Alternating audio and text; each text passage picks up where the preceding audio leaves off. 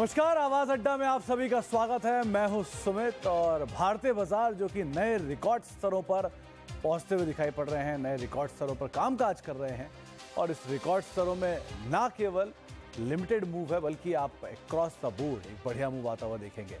खास तौर से सभी आंकड़े जो कि इस समय ये इंडिकेट कर रहे हैं कि भारतीय बाजारों में जो मनी फ्लो है वो कंटिन्यू करेगा और जो तेजी है का सिलसिला है वो बना रहेगा। खास तौर से एसआईपी का फ्लो जो कि जोरदार तेजी के साथ ऑलरेडी चल रहा है।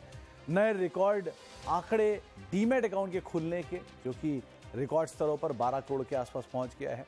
और उसके अलावा इन्फ्लेशन का नीचे आना, मार्केट्स का स्टेबल होना, एफआईएस का लगातार फ्लो, Q1 के बेहतर अपडेट, ऐसे कई सारे आंकड़े आप और जोड़ सकते हैं जो कि ये इंडिकेट कर रहे हैं कि भारतीय बाजारों की जो तेजी का सिलसिला है वो बना रहेगा आगे भी। लेकिन इस ऑल टाइम हाई पे अब आपको कितना कॉशियस स्टांस रखना है, कितना पोर्टफोलियो में एक बढ़त आई है और आगे की रणनीति क्या होगी, इन सब पे हम खास चर्चा करेंगे। हमारे साथ मेहमान मौजूद रहेंगे, लेकिन पहले कुछ आंकड़े जो कि इस बाजार की तेजी कितनी सब्सटैंशियल है, कितनी सॉलिड है, ये आपको दिखाएंगे। सबसे पहले निफ्टी की इस फाइनेंशियल ईयर में जहां पर ये तेजी की शुरुआत हुई थी, इस मार्च के आसपास बाजार ने अपने लोज हिट किए थे और जो अप्रैल है जहां से शुरुआत हुई थी वहीं से ही बाजार ने रफ्तार पकड़ी, फाइनेंशियल फ्लो, एफआईएस फ्लो आना शुरू हुआ। तो निफ्टी ने करीब 11% के आसपास का मूव दिया है। फ्रंटलाइन इंडेक्स ने सेंसेक्स से करीब 10% का मूव दिया है। मिड कैप जो सबसे ज्यादा टूटे हुए थे वो 20% के आसपास की तेजी में रहे इस फाइनेंशियल ईयर में।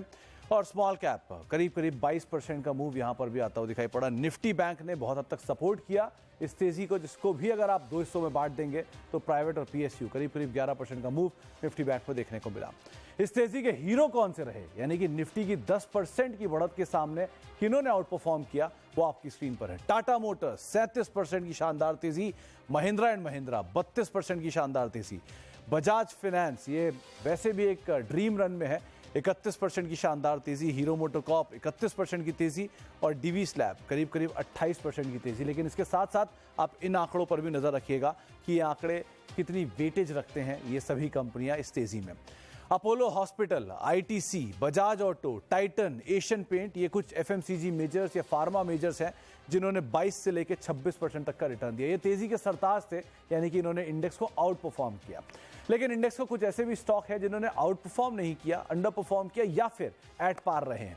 तो देश की सबसे बड़ी कंपनी रिलायंस इंडस्ट्रीज 12% का रिटर्न, एसबीआई देश का सबसे बड़ा पीएसयू बैंक 12% का रिटर्न, टेक महिंद्रा इंडेक्स के 10% के मूव के सामने 8% की तेजी, विप्रो इंडेक्स के 10% के मूव के सामने 8% की तेजी और कोटक महिंद्रा बैंक भी, जहां निफ्टी बैंक ने 10% का रिटर्न दिया, कोटक ने 7% का रिटर्न दिया। सन फार्मा 3%, टीसीएस 3%, सबसे बड़ा प्राइवेट बैंक एचडीएफसी बैंक महज 0.5% चला है इस फाइनेंशियल ईयर में, जहां इंडेक्स 10% चला है। इन्फोसिस -6 और यूपीएल -7, ये कुछ इंडेक्स के नाम है, इंडेक्स की कंपनियों के नाम है जिनकी अंडर परफॉर्मेंस रही है इंडेक्स के मुकाबले। तो सबसे ज्यादा चला कौन सा सेक्टर चला? फार्मा, एफएमसीजी और साथ साथ ऑटो। तो एफएमसीजी की बात कर लेते हैं। 17% की तेजी एफएमसीजी ने दिखाई, लेकिन यहां पर भी कुछ इंटरेस्टिंग आंकड़े आपके सामने हैं। यूनाइटेड स्पिरिट्स 17% इंडेक्स के सामने 25% चला, आईटीसी 22%, ब्रिटानिया 20%, इमामी 20% और रेडगो खैतान करीब 20% की तेजी यहां पर आते हुए दिखाई पड़ी। इसके अलावा कुछ और ऐसे नाम जहां पर एफएमसीजी में आई तो तेजी है लेकिन इंडेक्स से थोड़े पिछड़े रह गए, तो उसमें देश की सबसे बड़ी एफएमसीजी कंपनी एचयूएल करीब 7%, मैरिको 10%, गोदरेज कंज्यूमर 11%, डाबर 12% और कोलगेट 15%। तो तेजी रही लेकिन इंडेक्स को थोड़ा अंडर परफॉर्म किया। दूसरे नंबर पे आता है ऑटो, करीब 24% की एक ड्रीम रन इस सेक्टर ने दिखाई है और इस ड्रीम रन में Tata Motors 37%, Motherson 35%, एम&एम 32%, hero MotoCorp और बालकृष्ण करीब 25 से लेकर 30% का रिटर्न यहां भी देखने को मिला। लेकिन कुछ कंपनियां जिन्होंने इसको भी अंडर परफॉर्म किया उसमें बॉश 4%, आइशर महज 9%, भारत फोर्ज 12%, देश की सबसे बड़ी पैसेंजर व्हीकल कंपनी 17% और टीवीएस करीब 20% का रिटर्न यहां से आता हुआ दिखाई पड़ा। तो ये दो सबसे बेहतरीन सेक्टर जो कि अभी तेजी दिखा कर गए। लेकिन कुछ रोचक आंकड़े जहां पर जून 2023 में नए डीमैट खातों में एक अच्छी खासी बढ़ोतरी हुई है, ना केवल अच्छी खासी बल्कि रिकॉर्ड आंकड़े आते हुए दिखाई पड़े हैं। 13 महीने में सबसे ज्यादा डीमैट अकाउंट यहीं खुले हैं। जून 2023 में 23.5 लाख नए डीमैट अकाउंट खोले हैं और साथ ही साथ जून 2022 में करीब 22 लाख आंकड़े थे। तो 22 से तो बढ़ के आंकड़ा आया और सबसे इंटरेस्टिंग आंकड़ा ये कि देश में कुल डीमैट खातों की संख्या 12 करोड़ पहुंच चुकी है। तो अब सवाल ये उठता है कि इस तरह की तेजी में क्या पोर्टफोलियो में भी उस तरह का जंप आता हुआ दिखाई पड़ा है जिस तरह बाजार में जंप आया है? इस पर ही हम बातचीत करेंगे और हमारे साथ बातचीत करने के लिए अलग अलग जानकार मौजूद रहेंगे। साथ साथ एक ये भी बातचीत है कि क्या ये तेजी मतलब बेतहाशा भागने वाली है या ब्रेक लगा के चलने वाली है, थोड़ा संभल के चलने वाली है। इस पर बातचीत करते हैं। हमारे साथ शर्मिला मौजूद है, मयूरेश मौजूद है, अभिषेक सर मौजूद हैं जिनसे हम बातचीत करेंगे और साथ साथ कुछ ही देर में गौरांग भी मौजूद होंगे।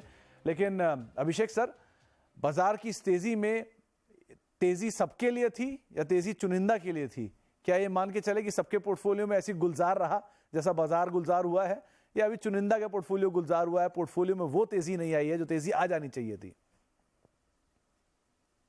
जी सुमित, तो मुझे लग रहा है कि जो तेजी है वो पोर्टफोलियो पे भी वैसे रिफ्लेक्ट कर रही है। बिकॉज अगर किसी ने भी पोर्टफोलियो बनाया होगा और अगर लार्ज कैप है या मिड कैप है या स्मॉल कैप है या ब्लेंड है, तो जो तेजी हमने देखी अक्रॉस निफ्टी की, जो बात कर रहे हैं ब्रॉडर इंडेक्स की, as well as small cap index and mid cap index, तो वो जो तेजी है वो बहुत अच्छी खासी रही है।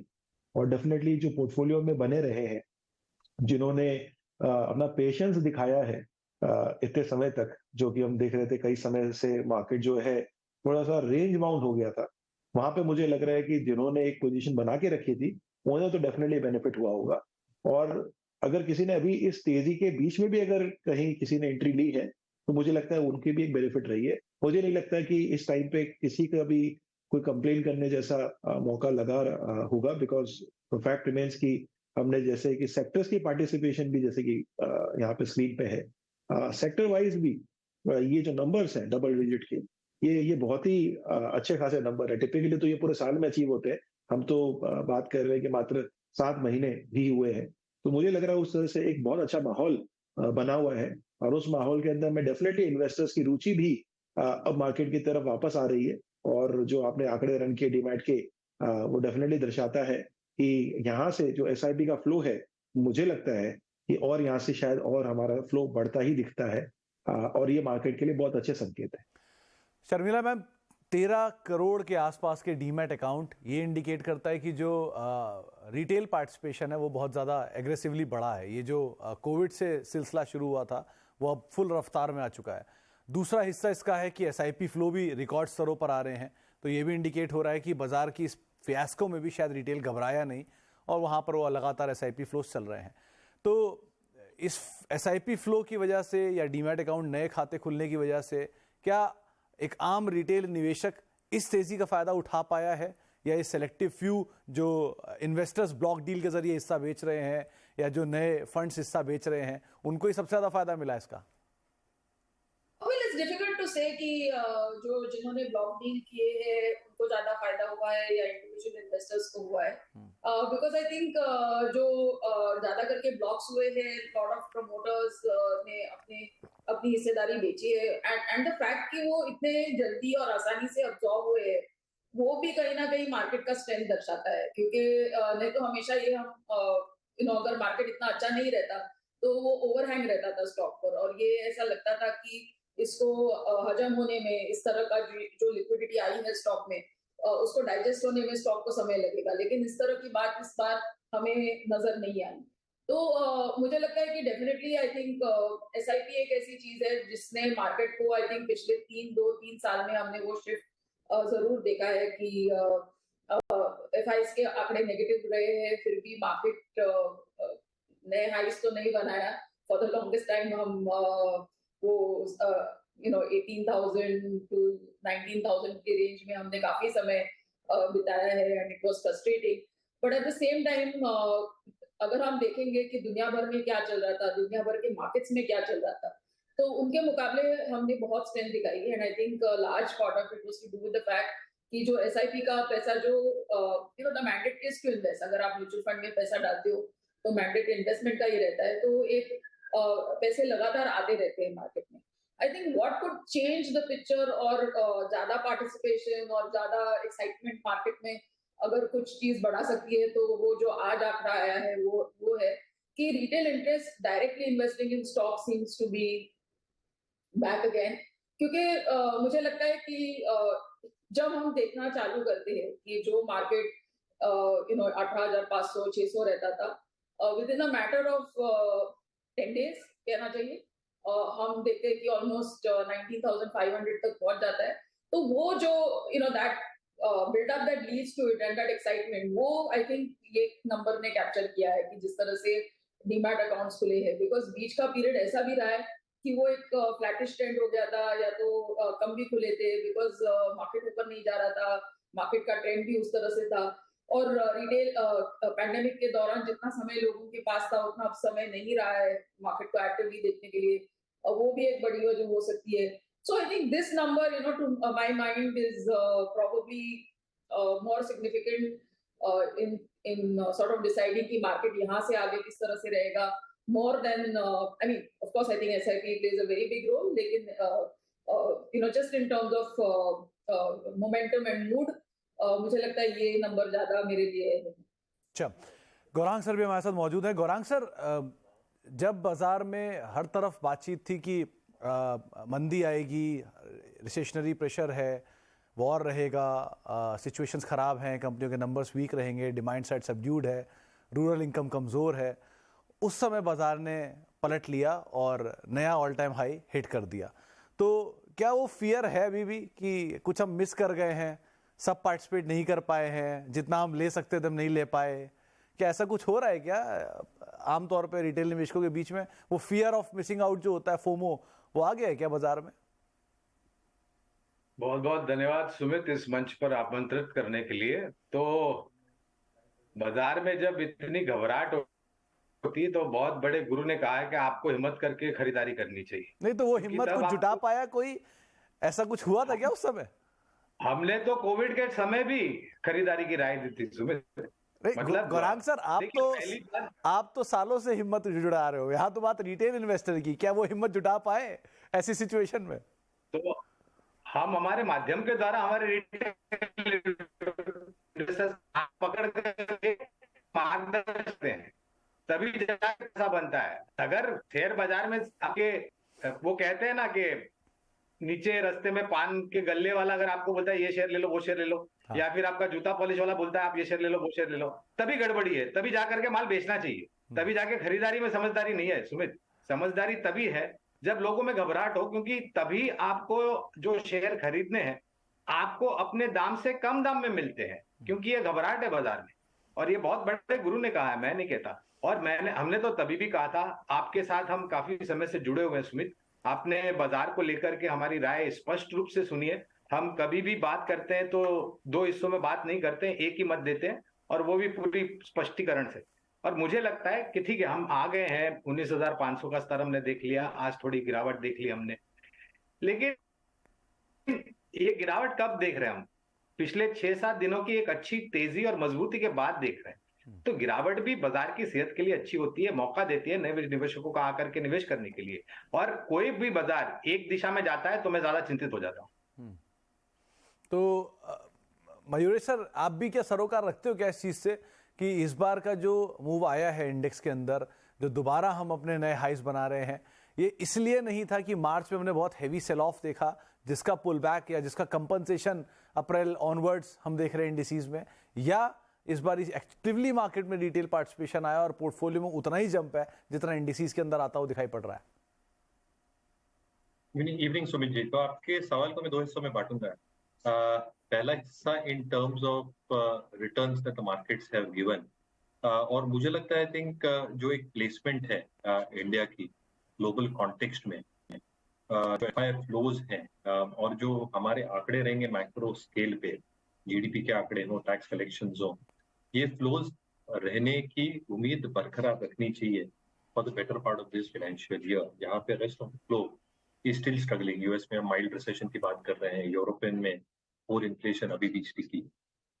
Having said that, I think जो रैली आई थी ये बलबूते भी आई थी कि एक जो अंडर परफॉर्मेंस हमने देखा था इंडियन इक्विटीज का compare to China in particular 2 तिमाहियों पहले, जो एक रीओपनिंग ऑफ चाइना ट्रेड में जो एक सिग्निफिकेंट फ्लोज गए थे, बट वहां पे जैसे डेटा पॉइंट्स निकल के आए हैं, ये साफ नजर आ रहा है कि जो चाइना की इकोनॉमी है वो भी स्ट्रगल करेगी for the better part of this year. तो हमें लगता है आई थिंक इंडियन मार्केट्स एक स्ट्रॉन्ग फुटिंग पे है ऑब्वियसली ये पहलू पे वैल्यूएशंस, अर्निंग्स कैसे रहेंगी, इस पे एक डिस्कशन होना चाहिए, क्योंकि अर्निंग्स पे ही मार्केट की अगली चाल रहती है।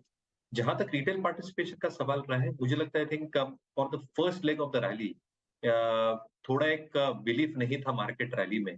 Second leg of the rally में काफी गैप अप्स मार्केट ने दिए हैं। सो रिटेल निवेशकों ने कितनी फ्रेश इन्वेस्टमेंट से मार्केट में की, ये मेरे हिसाब से थोड़ा डाउटफुल है, looking at the entire structure. But एक बात कहना चाहता हूँ कि आई थिंक ब्रॉडर मार्केट्स में जो एक आउट परफॉर्मेंस रहा है, और जिस रिटेल इन्वेस्टर के पास ऐसे स्टॉक्स हैं जहाँ पे कॉर्पोरेट गवर्नेंस के इश्यूज हैं, थोड़ी स्टिकी रहती है अर्निंग्स, या पूरी की पूरी क्षमता वो सेक्टर की ठीक नहीं हो सकती, but stock prices are zoomed up, ये सही समय होगा आपके पोर्टफोलियोज को रिविजिट करें। ये जो लोअर परफॉर्मिंग स्टॉक जो हो सकते हैं गोइंग फॉरवर्ड, उसको वीड आउट करें और क्वालिटेटिव नेम्स देख लेंगे। तो आंसर योर क्वेश्चन, मेरे हिसाब से I think complete retail participation शायद रैली में नहीं रही है, और फीलिंग ऑफ मिस्ड आउट जरूर है। अभिषेक सर, ये फियर ऑफ मिसिंग आउट का जो सवाल था, ये वहां से उठा कि जिस समय पर मंदी की बातचीत थी, सारे लोग यही कहते थे कि बाजार कमजोर है, 12,000 के लेवल्स का इंतजार हो रहा था, तब इंडेक्स आपको 21,000 के अब लेवल्स दिखाना शुरू हो रहा है। तो जो वो आज भी 12,000 के लिए कैश पर बैठे हैं कि 12,000 आएगा और हम पैसा डालेंगे, तो उनके लिए क्या जवाब रहेगा? वो क्या करें? अब वो वेट करें 12,000 का, यही जगह उनके लिए ठीक थी, यहीं पे पैसा डाल देना चाहिए था, या अब डाल दें? क्या करना चाहिए उन्हें? तो सुमित, मुझे लगता है कि मार्केट की जो टाइमिंग वाली जो बात है ना, वो हमेशा उठ के आती है, और ऑनेस्टली कोई भी इसे टाइम नहीं कर सकता। अभी हमें जो समझने वाली जो चीज है यहाँ पे, वो ये है कि मार्केट का ओवरऑल मोमेंटम पॉजिटिव है। दूसरी सबसे इंपॉर्टेंट चीज जो नोट करने वाली है कि एफआई की जो कंसिस्टेंट बाइंग है, वो हमें देखने को मिल रही है कि बाहर के जो निवेशक है वो इंडिया में अब कंटिन्यूसली पैसा डाल रहे हैं। नाउ यही वो एफआईज थे जिन्होंने कंटिन्यूसली 24 महीने तक हर महीने इनका जो है बहुत बड़ा आउटफ्लो रहा, जिसकी वजह से डिस्पाइट डीआई जिन्होंने बाइंग करके मार्केट को संभाला, हमारे जो मार्केट्स थे वो रेंज बाउंड थे। अब जैसे ही एफआई की बाइंग आ गई, हमारे मार्केट ने वापस मोमेंटम पकड़ लिया। सो जो निवेशक है, मुझे लग रहा है कि अभी भी बहुत अपॉर्चुनिटी अवेलेबल है। अगर आप निफ्टी के small cap and mid cap index को देखें, तो वो अभी भी अपने ऑल टाइम हाई के आसपास नहीं आए, जबकि Nifty already all time high cross कर चुकी है।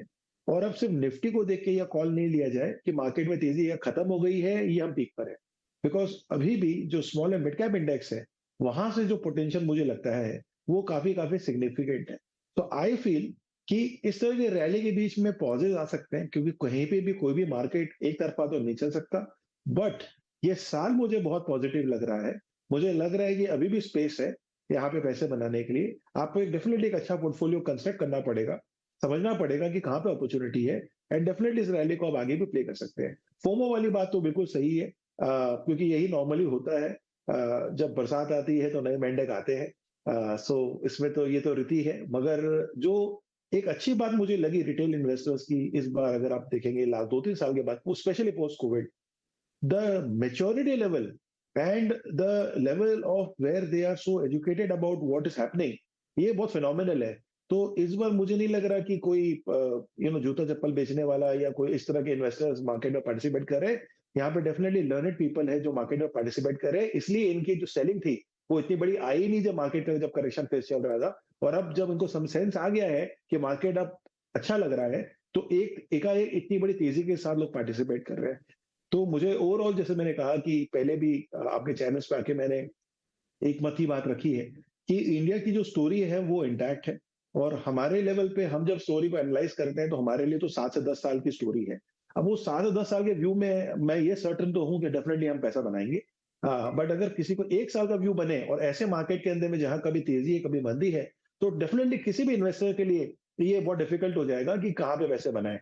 तो ये कंफ्यूजन हमेशा इन्वेस्टर्स के पास आता है, और मुझे हमेशा ये एक राय देनी होती है कि आप मार्केट के अंदर में एक लंबा नजरिया रख के काम करें, ना कि वॉलेटाइल से आप घबराएं या टाइमिंग करें, बिकॉज टाइमिंग एक बहुत बड़ा एनिमी है किसी भी इन्वेस्टर के लिए। आप कभी भी सही नहीं हो सकते, आप चाहे कितने भी साल मार्केट में आप स्पेंड कर ले, मे बी इक्का दुक्के बार आप शायद सही हिट कर पाए, मगर लार्जली टाइमिंग जो है वो एक एनिमी है इन्वेस्टर का। टाइमिंग ना करें, आप बस अपना टाइम स्पेंड करें मार्केट में, बने रहें। मुझे लग रहा है कि आप हमेशा पैसे बनाएंगे, एटलीस्ट मेरे एक्सपीरियंस में तो मैंने तो अभी तक यही देखा है।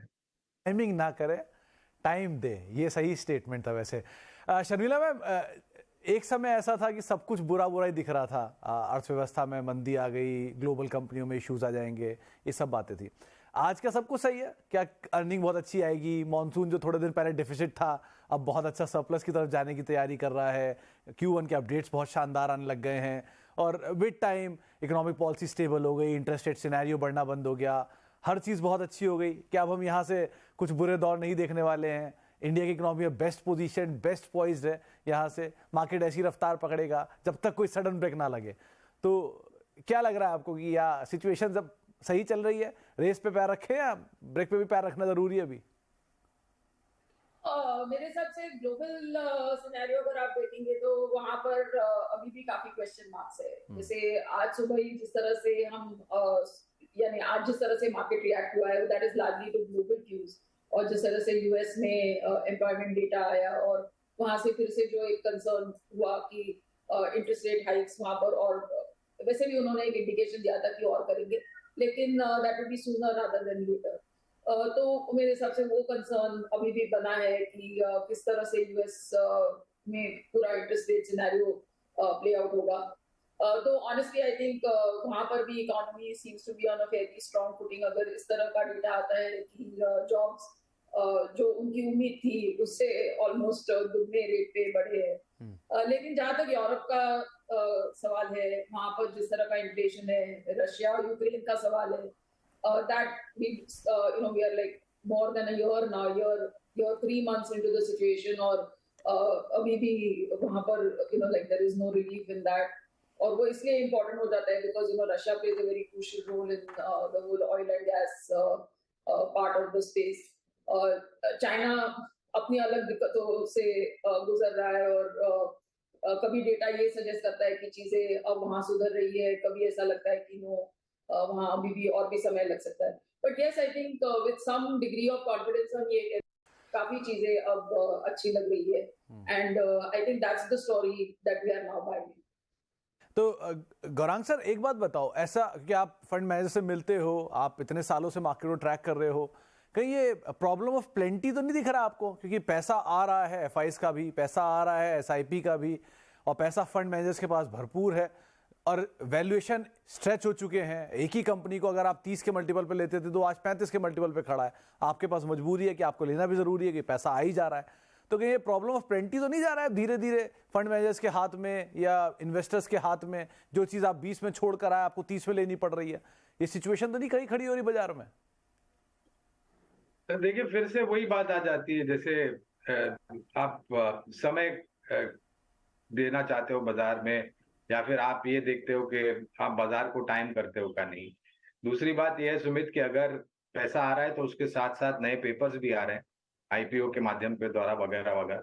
और एक समय पर यह चिंता बिल्कुल होती है कि ज्यादा लिक्विडिटी यानी कि नकदी अगर बाजार में आ गई तो बहुत चुने हुए क्षेत्र और स्टॉक से जिनके पीछे ये जो नकदी या लिक्विडिटी है वो जाना चाहेगी, और उसके कारण मूल्यांकन को लेकर के थोड़े बहुत ऊपर की तरफ दायरे हो सकते हैं। जहां पर आमदनी का सवाल है वो इतने आपको जस्टिफाई करते हुए नजर नहीं आएंगे।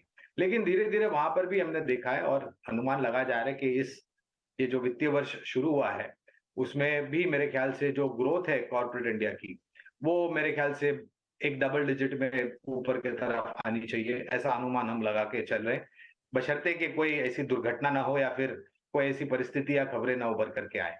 तो मैं ये मानता हूं कि हाँ, क्या आपको फिर उस समय में जहां पर काफी सारी लिक्विडिटी कुछ एक क्षेत्र को या फिर शेयर्स के पीछे जा रही, तो आपको आइडेंटिफाई करना चाहिए कि वो ऐसे कौन से सेक्टर्स हैं जहां पर वैल्यूएशन भी जस्टिफाइड है और अंडर परफॉर्मेंस भी थोड़ा बहुत दिखा था आपने। तो मेरे ख्याल से ऐसे समय पर आपको ऐसे क्षेत्र पर ध्यान देना चाहिए। I am not saying that liquidity को लेकर के चिंता नहीं होनी चाहिए, बिल्कुल होनी चाहिए। और एक समय आया भी था, आपको याद होगा सुमित, बहुत सारे रुपये जो है वो स्मॉल कैप में गए थे और बहुत सारे फंड हाउसेज ने स्मॉल कैप फंड लेकर के आए थे और फिर वहां पर जस्टिफिकेशन नहीं रहा था अर्निंग्स और वैल्यूएशन को लेकर के। तो ऐसी परिस्थिति हो सकती है, मगर एट द सेम टाइम नए पेपर भी बाजार में आए आईपीओ के माध्यम के द्वारा, एंड आई होप दैट उस तरीके की परिस्थिति ना हो, बट आपको ये ध्यान रखना है अर्निंग्स एंड वैल्यूएशन जस्टिफाई करना चाहिए। नहीं तो गौरांग सर, कहीं ऐसा सिचुएशन नहीं दिख रहा कि महंगा और महंगा, सस्ता और सस्ता, जो नहीं बिक रहा वो नहीं बिक रहा, जो बिके जा रहा वो बिके जा रहा है, ऐसा सिचुएशन तो नहीं दिख रहा ना आपको? आप अगर बाजार में कोई चीज लेने जाएंगे एज एन आम आदमी सुमित, तो आप अच्छी चीज खरीदेंगे, आप कोई खराब चीज तो खरीदेंगे नहीं जो फैक्ट्री सेकंड या थर्ड सेल में मिलती हो। अगर आपको अच्छी चीज खरीदने हैं तो आपको उस हिसाब से प्रीमियम भी देना पड़ेगा। अब ये बात है कि काफी सारे जो छोटे निवेशक हैं वो आकर्षित हो जाते हैं इक्का दुक्का शेयर में, सिंगल डिजिट डबल डिजिट, बिना कोई समझदारी के, बिना अभ्यास करे हुए। और हमेशा हमें ये कहते हैं कि आप अच्छे शेयर्स खरीदे, कम क्वांटिटी में खरीदे, लेकिन अच्छे शेयर्स खरीदे। बड़ी क्वांटिटी में आपको जो कंपनी के बारे में पता नहीं है, अगर आप उस शेयर में निवेश कर देते हैं तो आपका अकस्मात होना या फिर जोखिम बहुत ही ऊपर के तरफ जाना स्वाभाविक है। तो आपको ध्यान रखना चाहिए इस सब चीजों को लेकर के। और जैसे मैं बोल, अच्छी चीजें प्रीमियम कमांड करेगी, बुरी चीजें आपको डिस्काउंट पे मिलेगी। मयूरेश सर, एक बात बताओ, जब बाजार में अभी रिटेल निवेशकों से आप बात करते हो तो सिर्फ दो समस्या उनके पास आती है। एक, जो शेयर उन्होंने लिया छोटी क्वांटिटी में, उसमें उन्हें बहुत अच्छा प्रॉफिट हो रहा है। जो शेयर उन्होंने बहुत सारी क्वांटिटी में ले लिया वो अभी तक नीचे का नीचे खड़ा है। तो क्या करे वो, उसमें एवरेज करे या जो ज्यादा प्रीमियम है उस पर थोड़ा कैपिटल निकाल ले? वो अब उस जो बीच का डायलेमा है ना, उसमें फंस गए हैं। तो क्या करना चाहिए इस डायलेमा में? नहीं तो जैसे गौरांग ने कहा अभी, आई थिंक मैं गौरांग सर से भी सवाल लूंगा इसका, गौरांग सर से भी इसके ऊपर राय लूंगा, लेकिन अभी आप बताओ जरा इसके बारे में क्या करना चाहिए। नहीं, एब्सोल्युटली, जैसे गौरांग ने कहा अभी कि आई थिंक जो सेक्टर्स होते हैं और जो स्टॉक्स होते हैं वो सेक्टर्स में, a low PE stock does not necessarily mean कि स्टॉक चीपली वैल्यूड है और वहां पे ग्रोथ बहुत जबरदस्त आएगी, क्योंकि larger cap stocks have moved significantly. Low PE stocks इसीलिए भी होते हैं क्योंकि अर्निंग्स ग्रोथ शायद आ नहीं रही है, top line compare to its peer शायद ये बना नहीं पा रहे हैं, और इनके जो प्रोडक्ट्स और सर्विसेज हैं ये शायद compare to its peer set थोड़े इंफीरियर क्वालिटी के हैं। इसलिए आई थिंक जो काफी रिटेल निवेशक जो प्रभावित हो जाते हैं लो प्राइस से, सिंगल डिजिट हो, डबल डिजिट हो या लो पी से, आई थिंक वो एक बार के लिए फंस जाते हैं और अच्छे खासे समय के लिए फिर फंस जाते हैं। मेरा ओपिनियन बहुत साफ है ये बारे में। अगर आप ऐसे स्टॉक्स ओन करते हैं और अगर आपको अभी भी नुकसान हो रहा है तो कहीं ना कहीं आई थिंक आपको एक निश्चय बना के एग्जिट करना चाहिए।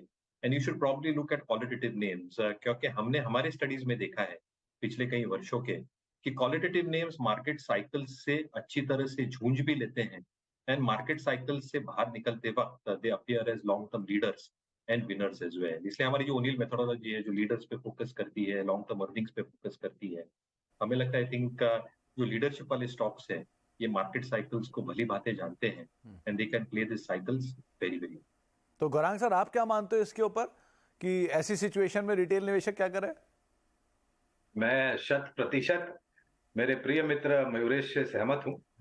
देखिए, अगर आप बुरी चीज में और पैसा डालेंगे तो आप कुल्हाड़ी पैर पे नहीं मारते हैं, पैर जाके कुल्हाड़ी पे मारते हैं। तो ऐसी मूर्खता आपको क्यों करनी है, मुझे समझ में नहीं आता। और आपने अपनी पूंजी बहुत मेहनत से कमाई है, उससे ज्यादा मेहनत करके आपने अपनी पूंजी बचाई है और उस बचत को लेकर के आप निवेश करते हो, तो आपको एक बार नहीं काफी बार सोचना चाहिए। निवेश करने से पहले सवाल पूछना चाहिए। अक्सर हम आपके चैनल के, हमारे चैनल के माध्यम के द्वारा, सीएनबीसी आवाज के द्वारा हम लोगों तक पहुंच करके यही बोलते हैं कि आप खरीदारी करके प्रश्न मत पूछिए, खरीदारी करने से पहले प्रश्न पूछिए और ये पूछिए कि पहले करनी चाहिए नहीं करनी चाहिए, और थोड़ा बहुत अभ्यास आपको भी करना चाहिए। जहां तक रही बात अच्छे शेयर्स की, तो वो आपको एक सबक देता है कि आपको अच्छे शेयर्स में क्यों निवेश करना चाहिए और बुरे शेयर से क्यों दूर रहना चाहिए। तो ये अपने आप में अगर आपके पास थोड़ी बहुत समझदारी है तो आप समझ सकते हैं। मेरे ख्याल से इसमें कोई रॉकेट साइंस नहीं है सुमित। थोड़ी बहुत आपको जानकारी रखें और थोड़ा बहुत ध्यान रख करके निवेश करें। बुरी चीज के पीछे कभी भी आपको दौड़ना नहीं चाहिए, ना ही आपकी पूंजी और डालनी चाहिए, बशर्ते जैसे मेरे मित्र मयूरेश ने कहा वहां से निकल करके अच्छे शेयर्स में जाए। तो अभिषेक सर, एक बात बताओ, एफएमसीजी में जोरदार तेजी आई, बढ़िया मूव आया, लेकिन सबसे बड़ा लीडर एचयूएल चला नहीं और मेरे पास है एचयूएल, तो क्या करूं? क्योंकि अगर ऐसी सिचुएशन मेरे पास है, आम रिटेल निवेशक हूं, सबका पोर्टफोलियो बढ़ता दिख रहा है, मेरा एचयूएल नहीं बढ़ रहा है, तो दुख तो होगा ही। जिस दिन मैं एचयूएल से निकलूंगा उस दिन बाकी शेयर गिर जाएंगे, एचयूएल चल पड़ेगा। तो ये सिचुएशन क्या अगर आम रिटेल निवेशक के सामने आ रही है तो वो क्या करे ऐसी सिचुएशन में? जी बिल्कुल वाजिब सवाल है आपका। एंड अगेन एक लीफ मैं वहां से भी लूंगा एज अ कंटिन्यूएशन जो डिस्कशन हो रही थी कि रिटेल निवेशक के पास अगर स्टॉक है तो फिर वो क्या करे। तो देखिए यहाँ पे पहले तो ये चीज है कि आज की डेट में जो अवेयरनेस है सबके पास काफी है। मुझे नहीं लगता कि समझ और ना समझ की कहीं कहीं कमी है। होता ये है कि लोग होप में बहुत ज्यादा रहते हैं, उम्मीद कि अब मेरा चलेगा, अब मेरा चलेगा। वहां पे वो मोमेंटम को देख के बिलीव कर रहे होते हैं कि भाई मेरा स्टॉक में पार्टिसिपेट करेगा, बट कंपनी के फंडामेंटल को लेके जो अंडरस्टैंडिंग होनी चाहिए वो उतने डेप्थ में वो नहीं जा पाते।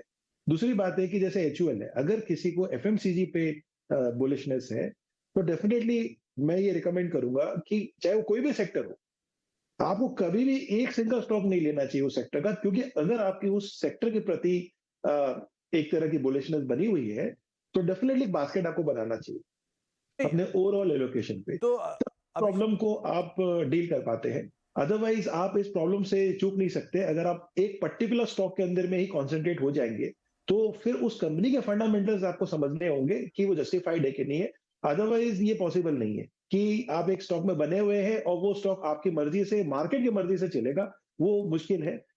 हर स्टॉक के अपने पैरामीटर्स है, अपनी वैल्यूएशन है, अपनी ग्रोथ है। सो इंडियन जो मार्केट है वो डेफिनेटली ग्रोथ मार्केट है, and growth with margin expansion, दो ज्यादा स्टॉक्स टिपिकली आप देखोगे वहां पे सबसे जल्दी से रैली आ जाती है, और जो थोड़े से बड़े साइज में है उनको थोड़ी सी दिक्कत होती है, बिकॉज इतना इजी नहीं है उनके लिए उस साइज पे ग्रो करना। जी अच्छा मयूरेश, एक बात बताओ आप, ये भी अभिषेक सर बात कर रहे थे ना कि सब लोग होप में रहते हैं, ये होप में के चक्कर में आदमी फंस जाता है या हाइप के चक्कर में आदमी फंस जाता है? यहाँ सिचुएशन इस चीज की है कि मैं इस हाइप को देखा और उसमें कूद पड़ा और उस होप में रह गया जो मेरा चला नहीं, तो जाना किसके बीच में है दोनों के? ना होप ना हाइप, पेशेंस के पीछे जाना है सुमित जी। और मुझे लगता है आई थिंक पेशेंस ही सबसे बड़ा लैकिंग फैक्टर है निवेशकों के बीच में। हम कहते हैं कि हम लॉन्ग टर्म इन्वेस्टर्स हैं, बट रोज देखते रहते हैं कि भाव क्या हुआ है शेयर का। तो आई थिंक यही सबसे बड़ी दिक्कत है रिटेल इन्वेस्टर्स की। अगर आपने एक लॉन्ग टर्म विजन या लॉन्ग टर्म स्ट्रेटेजी बनाई है, और लॉन्ग टर्म का डेफिनेशन है anywhere more than 1 to 2 years at least, इसलिए मुझे लगता है I think if that is a time period that you are looking at, और ये समय सीमा आप अगर देख रहे हैं, तो कहीं ना कहीं पेशेंस रखना बहुत जरूरी होगा। क्या आप लार्ज कैप्स होल्ड करते हैं या क्वालिटेटिव मिड कैप्स, और कंपैरिजन में when a market momentum is there, ये चलते ही नहीं है compare to the rest of the pack. दुख जरूर होता है जैसे आपने सवाल पूछा है, बट अगर आपने longer term trajectory draw out की तो आप देखेंगे कि आपके जो कंपाउंडेड रिटर्न्स है on holding on to quality stocks, ये रिलेटिवली बेटर परफॉर्म करेंगे कंपेयर टू द रेस्ट। तो आपका एग्जांपल तो बिल्कुल आईटीसी पे भी फिट बैठता है। 200 रुपए 250 रुपए पे आईटीसी ने किसी ने देखा नहीं, बहुत समय तक चला नहीं, जब चला तो वो रुका नहीं, तो जिन्होंने लिया नहीं वो अब चलने पर लेने की सोच रहे हैं। तो उस तरह के निवेशक क्या करें? हाँ मयूरेश, तो पेशेंस रखना पड़ेगा सुमित। वापस I think the whole world is about patience. जब वैल्यूएशंस ठीक ठाक थे for the company itself within the sector, अगर आपने हिम्मत जुटाई थी क्योंकि क्वालिटेटिव स्टॉक था, और आपने हिम्मत नहीं जुटा पाए, the stock kept on moving in one direction, obviously I think जो वैल्यूएशंस पे एक साल पहले ट्रेड कर रहा था, which was comparatively the cheapest पूरे एफएमसीजी स्पेस में, आज थोड़े से मिड टियर वैल्यूएशंस आ गए हैं, higher end of standard deviations पे आ गए हैं। तो अभी विकल्प आपके पास दो है, अगर आपको फ्रेश इन्वेस्टमेंट्स करनी है और अगर आपका यहाँ से भी लॉन्ग टर्म व्यू है looking at ITC, you will have to probably wait for a pull back. और ये आशा में ना रहे आप अगेन दैट होप फैक्टर कि अगर यहाँ से और 5-10% चल गया तो मैंने बहुत बड़ी गलती कर ली। ऐसी नहीं है, मार्केट्स कभी भी लीनियर नहीं होते। Markets will obviously work in terms of how global conditions are, macro conditions are, और मौका हमेशा मिलता है इन्वेस्टर्स को over a longer period of time. तो मेरे हिसाब से आई थिंक पुल बैक्स की राह देखनी पड़ेगी आपको, और अगर आप सिप करना चाहते हैं then probably do a SIP in ITC over the next 12 months.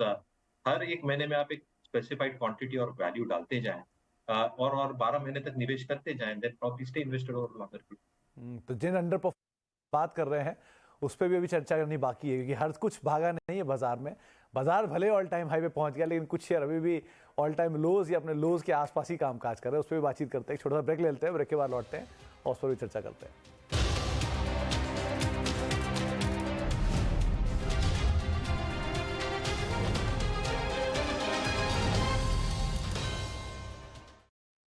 कैसे करते हैं ट्रेड? ट्राई 5 पैसा। अपकमिंग कॉर्पोरेट एक्शन या न्यूज फ्लो, किसका हुआ मर्जर, कौन है नया CEO। फाइनेंशियल डेटा मिलेगा अब हाथों हाथ, फंडामेंटल एनालिसिस से अब बनेगी बात। With 5paisa's in-depth company information, always stay up to date. करते हैं ट्रेड। सोच मत छोटे, install मार। Investment in securities market are subject to market risk. Read all related documents carefully before investing. RR Kabil presents CNBC Awards Real Estate Awards। Nominate करने के लिए realestateawards.co.in पर जाएं या कॉल करें। Presented by RR Kabil. Associate sponsor RR Farcon. Click, click. Meet the real superstars that make a film come to life. They are the details that matter. Introducing Realme 11 Pro Series 5G. Gallant advance TMT सरिया, इसकी ताकत बने घर की ढाल और इसकी flexibility रखे घर को सॉलिड सालों साल। गैलेंट एडवांस TMT सरिया, निर्माण का real hero.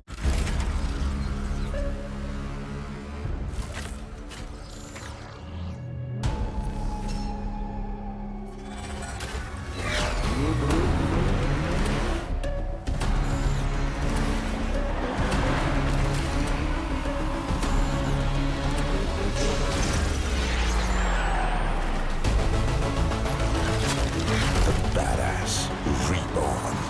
Kia, movement that inspires.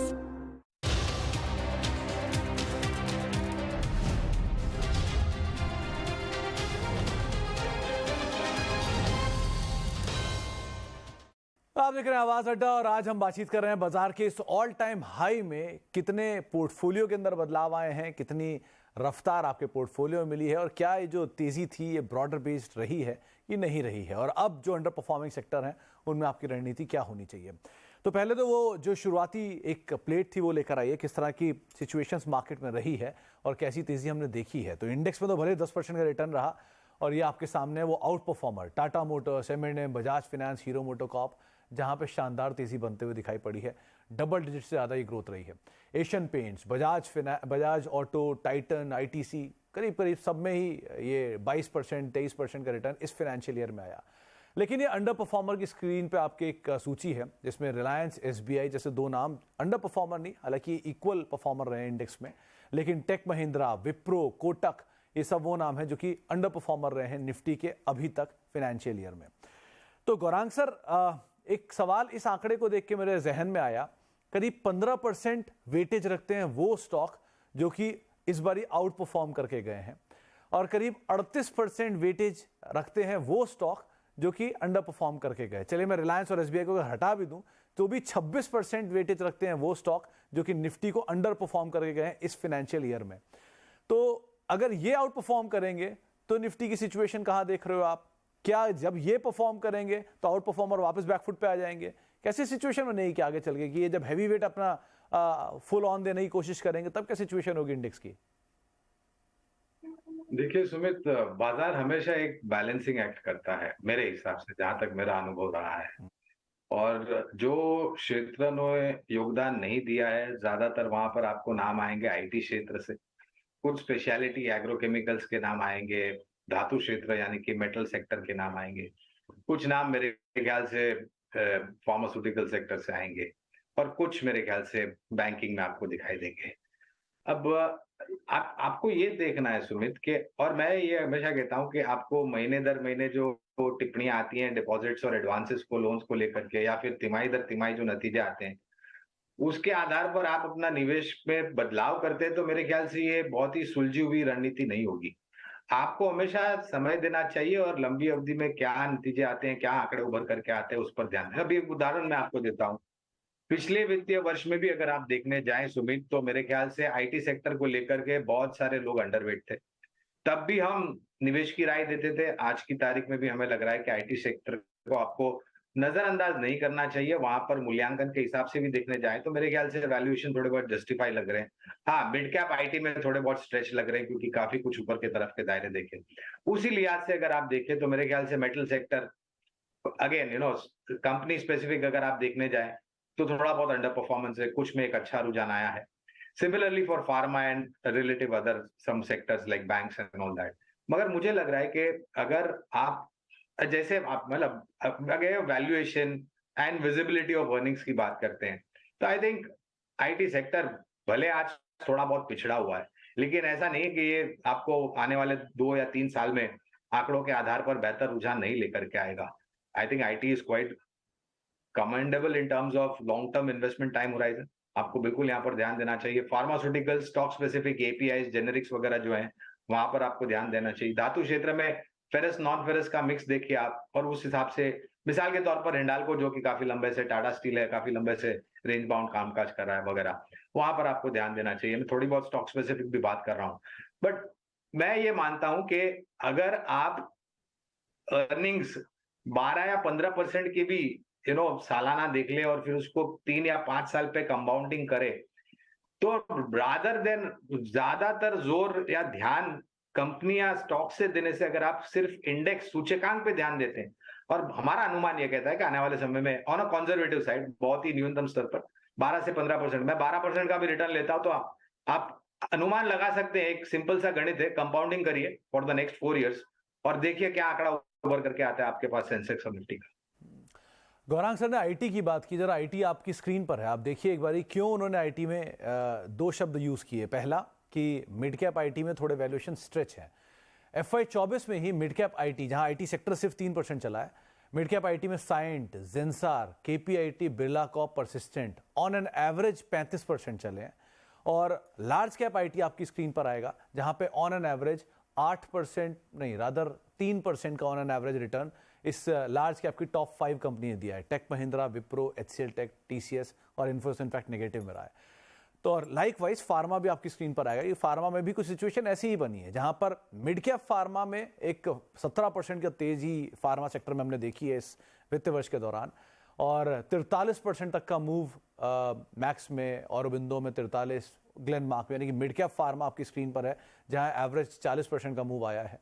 और अगर आप लार्ज कैप के सबसे बड़े प्लेयर्स को देखेंगे, जिसमें आता है सन फार्मा, डॉक्टर रेड्डीज, सिप्ला, वो आपके सामने है करीब सेक्टर से अंडर परफॉर्म करते हुए।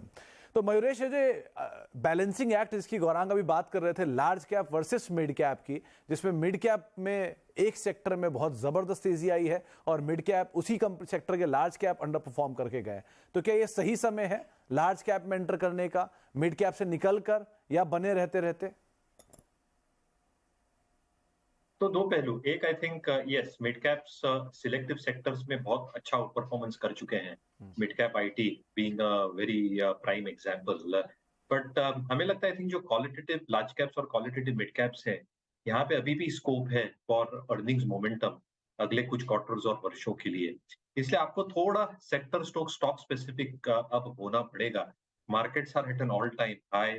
अभी डेफिनेटली सेक्टर रोटेशन स्टार्ट हो जाएगा बाजार में, जहां पे अर्निंग्स मोमेंटम एक्सपेक्टेड है स्ट्रॉन्ग रहने के लिए नतीजों के लिहाज से, which includes capital goods stroke infrastructure, metal companies में अच्छी खासी एक बढ़ोतरी हो सकती है, OMC स्टॉक्स, ऑटो स्टॉक्स, यहाँ पे आई थिंक अर्निंग्स मोमेंटम ठीक ठाक रह सकता है। बट एक डेफिनेट सेक्टर रोटेशन स्टार्ट हो जाएगा बाजारों में as the markets go forward into FY24 and FY25। और इसलिए मुझे लगता है आई थिंक ना सिर्फ लार्ज कैप्स बट कुछ क्वालिटेटिव मिड कैप्स, यहाँ पे भी अच्छा स्कोप बनता है फॉर लॉन्ग टर्म इन्वेस्टमेंट। तो मुझे लगता है आई थिंक दोनों एरियाज अभी भी ओपन है। स्मॉल कैप्स थोड़े स्ट्रेच हो चुके हैं वैल्यूएशन और प्राइस के हिसाब से, इसलिए आपको थोड़ा यहाँ पे केयरफुल रहना पड़ेगा, स्पेसिफिकली वहां जहां लिक्विडिटी के कंसर्न्स हो सकते हैं। बट अपार्ट फ्रॉम दैट मुझे लगता है qualitative mid caps, qualitative large caps में अभी भी स्कोप बनता है अगले 2 से 3 वर्ष। तो शर्मिला मैम, आप भी मान रहे हो क्या ये बात कि कुछ जो मिड कैप जहां पर पैसा आया, बहुत आया, जहां नहीं आया बिल्कुल नहीं आया, कोई पूछ ही नहीं रहा, लार्ज कैप में 20-20 के मल्टीपल पे मिल रहे हैं ऐसे लार्ज कैप, लेकिन मिड कैप जहां फियास्को है 50-50 के मल्टीपल पे भी उन्हें पूछा जा रहा है। तो यही मेरा सवाल था कि क्या जहां आ रहा प्लेंटी आ रहा है, जहां नहीं आ रहा बिल्कुल नहीं आ रहा, ऐसा कुछ बैलेंस नहीं बन पा रहा है क्या ठीक सा? Yes, I think which is why जो डिस्कशन चल रहा है, और मेरी राय में अगर आप मुझे पूछेंगे तो आपको जो आप पोर्टफोलियो डिजाइन करते हो उसमें आपके पास दोनों तरह के स्टॉक्स होने चाहिए, बिकॉज विदाउट डाउट अगर आप देखेंगे कि आपका खुद का पोर्टफोलियो भी देखेंगे तो आप देखेंगे कि जो मिड कैप स्टॉक्स है, very selective mid cap stocks, उन्होंने आपको बहुत अच्छे रिटर्न दिए हैं। तो उसके लिए ये इम्पोर्टेंट हो जाता है कि आपके पोर्टफोलियो में एक लॉन्ग टर्म के हिसाब से भी अच्छे क्वालिटी के मिड कैप नाम होने चाहिए, और वो अच्छे क्वांटिटी में भी होने चाहिए, सो दैट दी इम्पैक्ट, यानी अगर आप सिर्फ 100 शेयर लेके रखेंगे और आपका पोर्टफोलियो बाकी बहुत इट्स अ वास्ट पोर्टफोलियो, तो वो कितना भी, even if it becomes a 100 bagger, तो उसका कोई इम्पैक्ट नहीं होने वाला है। तो थोड़े अच्छे क्वांटिटी में आपके पास मिड कैप भी होने चाहिए, और उसके साथ साथ you need to buy some sort of safety for your portfolio, कि अगर मार्केट यहाँ से टर्न होते हैं या कोई वजह से गिरते हैं, तो आपके पास ऐसे स्टॉक्स भी होने चाहिए which don't take you to the cleaners, so to speak. तो उसमें आपके पास भले आज आप देखेंगे कि HUL is not participating in a rally, लेकिन अगर मार्केट गिरता है तो HUL उतना गिरेगा भी नहीं, तो वो आपके पोर्टफोलियो को कहीं ना कहीं सेफ्टी देगा। So when you design a portfolio, there are many moving bits जो आपको ध्यान में रखने होंगे, एंड आई थिंक आजकल का समय भी इतना फ्लूइड है कि पहले जैसे हम कहते थे कि लॉन्ग टर्म तो आप भले आप स्टॉक प्राइस रोज नहीं देखे, because that of course defeats the whole game, लेकिन आपको सेक्टर चेक, स्टॉक चेक हर 3-4 महीने जरूर रखना पड़ेगा, because businesses become obsolete almost overnight. तो अभी का सिचुएशन काफी चैलेंजिंग है उस हिसाब से। तो within a sector also, like how Mayuresh was saying, आपको स्टॉक स्पेसिफिक होना पड़ेगा, खास करके जहां तक मिड कैप आईटी का सवाल है, for instance, because mid cap IT क्यों चला है, बिकॉज वो एक like they cater to a niche, और वो अगर चल गया तो उनको ऑर्डर्स मिलेंगे और उनका सब अच्छा होगा, तो अर्निंग्स भी थोड़ी पैची रहती है। लार्ज कैप आईटी में अर्निंग्स मोर और less they sort of seem to grow in a steady state manner, वो आपको मिड कैप आईटी में नहीं मिलेगा। So you have to balance these things out, and मेरे हिसाब से कोई भी पोर्टफोलियो में मिड कैप का होना बहुत जरूरी है, मिड कैप, स्मॉल कैप, अच्छे स्टॉक्स आइडेंटिफाई करके in a good percentage as compare to your overall portfolio. क्योंकि आई थिंक अगर आप फिर रीविजिट करेंगे इस पोर्टफोलियो को 4-5 साल के बाद, तब आप देखेंगे कि जो मिड कैप आईटी है या मिड कैप स्टॉक्स है, उन्होंने like they really added that sort of that buzz and beta to your portfolio. तो अभिषेक सर एक बात बताओ, अब हम उस एरिया में या फिर हम उस जगह पे एंटर करने जा रहे हैं जहां पर अर्निंग्स आएंगी पहली तिमाही की, मॉनसून के नंबर्स आएंगे, वो बेटर साइड पर आ गए, फिर फेस्टिव सीजन का आगाज हो जाएगा, और यहाँ से अब सिचुएशन बेटर साइड की तरफ ही हम धीरे धीरे बढ़ना शुरू करेंगे। तो जो अब यहाँ पर हम सुन रहे हैं कि बाजार ऑलरेडी बढ़िया है, सब चीज़ें अच्छी हैं, ये और बढ़िया हो जाएगा क्या, या फिर थोड़ा कॉशियस हो जाएं, या पिक एंड चूज करें? कैसे देखिए सब आने वाले समय को? देखिए सुमित, मुझे लग रहा है कि आने वाले टाइम में एज फार एज अभी जो सिचुएशन इंडिया की बनी हुई है, हम लोग अच्छे फुटिंग पे हैं, और फंडामेंटली जिस तरह से एक पूरा माहौल है हमारे देश का, वो मुझे लग रहा है कि ग्लोबल लेवल पे भी काफी स्ट्रॉन्ग फुटिंग पे हम हैं। ठीक है, अब बरसात कम होगी कि नहीं होगी, या अगले क्वार्टर में क्या होगा, ये बोलना हमेशा से मुश्किल है, बट अभी तक जो ट्रेंड हमने देखा है रिजल्ट सीजन में, जो पिछले कुछ 2-3 क्वार्टर का भी अगर आप ट्रेंड देखोगे, तो ये डायरेक्शनली पॉजिटिव है। पहले क्या होता था, जब मार्केट रेंज बाउंड होता है तो ये तब होता है जब इवन अर्निंग्स भी रेंज बाउंड हो रही है। सो फाइनली मार्केट की मोमेंटम तेजी की तभी बनती है जब एक चारों तरफा पार्टिसिपेशन होता है, और हमें ये देखने को मिल रहा है।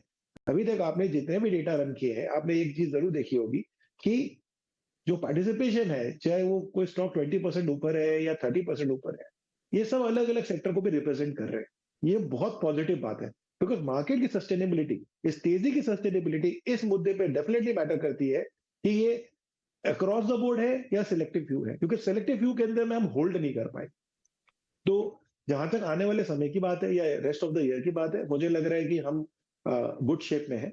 एफआई का, जैसे मैंने पहले भी कहा, पॉजिटिव मोमेंटम बना हुआ है इनफ्लोस के लेके, और प्लस रिटेल की भी पार्टिसिपेशन इतनी स्ट्रांग बननी जा रही है, तो वहां पे मुझे कोई मार्केट में इमीडिएटली कोई अलार्मिंगली नेगेटिव ट्रेंड नहीं दिख रहा है जिसको लेके मैं कोई अपनी राय को बदल दूं।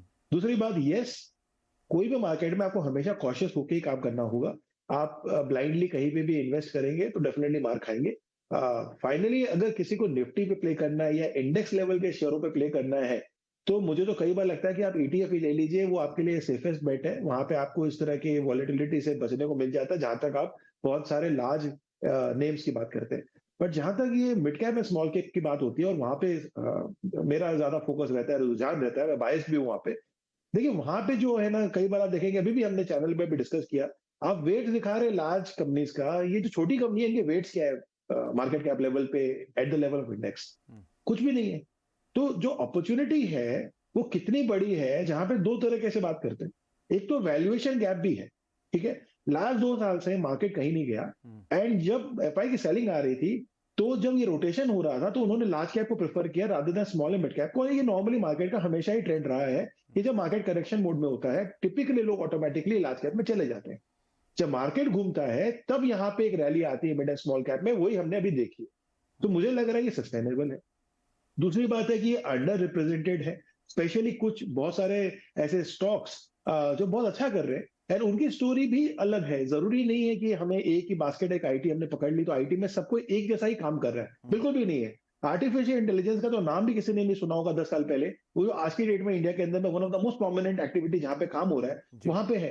अब वहां पे पर्सिस्टेंट सिस्टम्स अगर आप देखेंगे, तो वो एक डेफिनेटली लीडिंग कंपनी है जहां पे काम हो रहा है। Automation, another very very important thing, जहां पे टाटा एलएनजी जैसी कंपनी ने काफी हद तक बहुत बड़ा प्रोग्रेस किया है। तो अगेन, इस तरह की अपॉर्चुनिटी को आप बड़े कंपनीज को अगर आप देखोगे, तो they are not able to tap such kind of opportunities which are emerging in nature.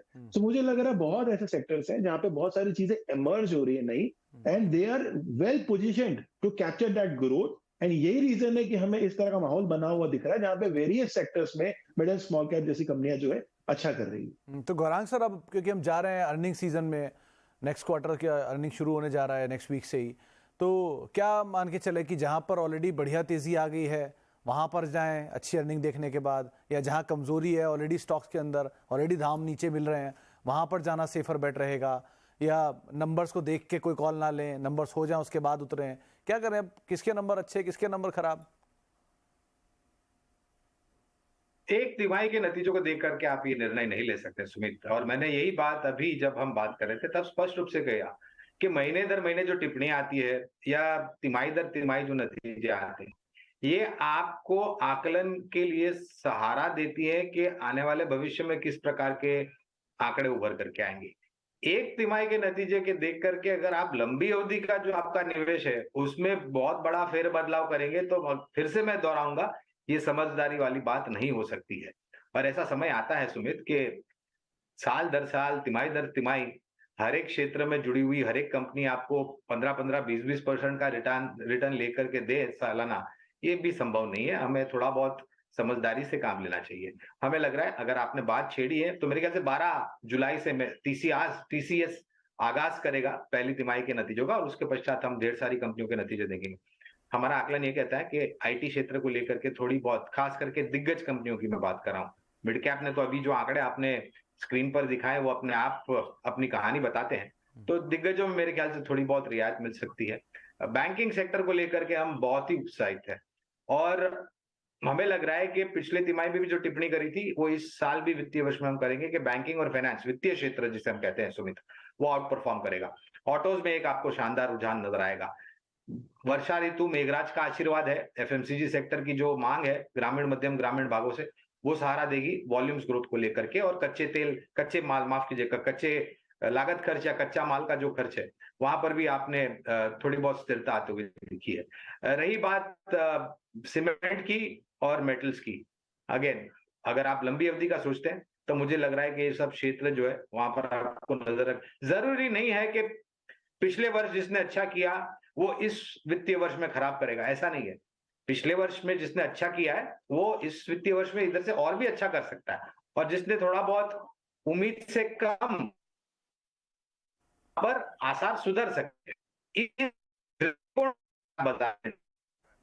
Ji, okay Sharmila, आप कैसे मान रहे हो अर्निंग सीजन को? क्या यहाँ पर कोई ऐसा सेक्टर जिसके मतलब जिस पर नजर रखनी होगी, टू वॉच आउट फॉर, या कोई ऐसा एक्सीडेंट जिसकी उम्मीद आपको लग रही होगी हाँ इस सेक्टर में थोड़ा दूरी रहें, ज्यादा बेहतर है? क्या इवैल्यूएशन आपका अर्निंग से? एक्सपेक्टेशन तो अच्छा ही है, और जिस तरह के संकेत अभी तक मिले हैं, they have been very positive. Individual companies, जैसे कि आज मेरे हिसाब से हम टाइटन की बात कर रहे थे, एंड ऑयल मार्केटिंग कंपनीज का भी जिस तरह का डेटा सामने आया है, that also is very good. I agree with Gaurav, I think banking, financials एक अच्छा क्वार्टर पेश करेंगे। आई थिंक जो खतरा है वो that is to my mind still from large cap IT. और अगर आपको पिछले क्वार्टर के नतीजे याद होंगे तो इन्फोसिस वाज एन हाउलर जैसे कहते हैं, तो और टीसीएस में आई थिंक जिस तरह से चीजें हुई है, that whole HR scam etcetera, तो किस तरह के, तो थोड़ा मायूसी है वो सेक्टर को लेकर वेरी फ्रैंकली मेरे मन में। आई थिंक मेरा रुझान ज्यादा मिड कैप आईटी की तरफ होगा। इट डजंट मीन कि I am selling any of the large cap IT stocks that I hold, क्योंकि मुझे लगता है कि ये वो इस तरह के स्टॉक्स है जो लॉन्ग टर्म इन्वेस्टर्स को अपने पोर्टफोलियो में रखने चाहिए। सवाल सिर्फ इतना उठता है कि ये अभी इस क्वार्टर में लेने हैं कि after some months. So I think that's the sort of concern I have from a sector as a whole. नहीं तो शर्मिला मैम एक बात बताओ, ये हाउलर अगर आता है किसी आईटी में लार्ज कैप की, तो उस मौके का इस्तेमाल किया जाए या वेट ही करें कि चलो और टूटने तो फिर देखा जाएगा? मेरे हिसाब से मौका मिले अगर उस तरह का करेक्शन आता है, और हमने देखा है अक्सर कि आईटी के नतीजों के समय काफी गिरावट आती है, गहरी गिरावट आती है स्टॉक्स में। So that will actually give us an opportunity to do a fresh buy. लेकिन I will wait for that fall to buy stocks, क्योंकि मुझे लगता है कि ये क्वार्टर में I think it's almost a given कि नतीजे अच्छे आने वाले नहीं हैं। फ्लैटिश आएंगे, थोड़े कम आएंगे। इन्फोसिस ने उनका जो बैंड दिया है, whether it reports to the lower end of the band or what it does exactly, we need to wait and see. लेकिन अगर हमको एक गिरावट मिलती है, then that gives us a buying opportunity. Otherwise, I think just patiently. Okay. चलिए, बहुत बहुत शुक्रिया शर्मिला मैम आपका हमारे साथ मौजूद रहने के लिए। मयूरेश आपका भी बहुत बहुत शुक्रिया, अभिषेक सर आपका भी बहुत बहुत शुक्रिया, और गौरांग सर हर बार की तरह आपका भी बहुत बहुत शुक्रिया हमारे साथ मौजूद रहने के लिए और इस खास चर्चा पे हमसे बातचीत करने के लिए।